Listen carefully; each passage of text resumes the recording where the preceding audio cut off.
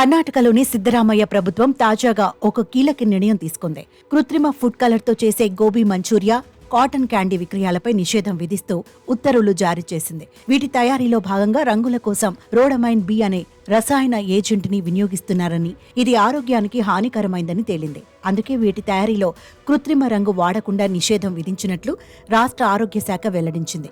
ఒకవేళ ప్రభుత్వ ఆదేశాలను ఎవరైనా ఉల్లంఘిస్తే వారిపై food safety and quality act ప్రకారం చట్టపరమైన చర్యలు తీసుకుంటామని హెచ్చరించింది.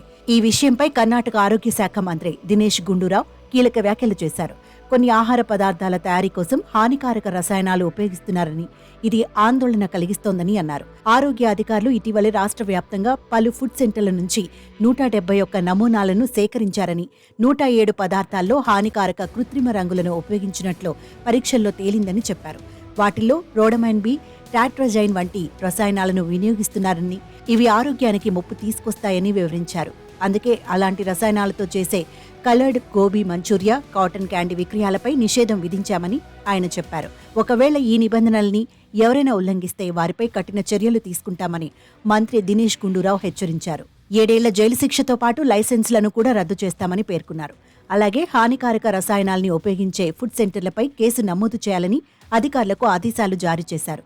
అయితే రంగులు వేయని తెల్లని కాటన్ క్యాండీని విక్రయించుకోవచ్చని, వాటిపై ఎలాంటి నిషేధం లేదని ఆయన క్లారిటీ ఇచ్చారు. కాగా ఇటీవలి తమిళనాడు ప్రభుత్వంతో పాటు కేంద్రపాలిత ప్రాంతం పుదుచ్చేరిలోనూ రోడమైన్ బి కారణంతో కాటన్ క్యాండీ విక్రయాలపై నిషేధం విధించాయి.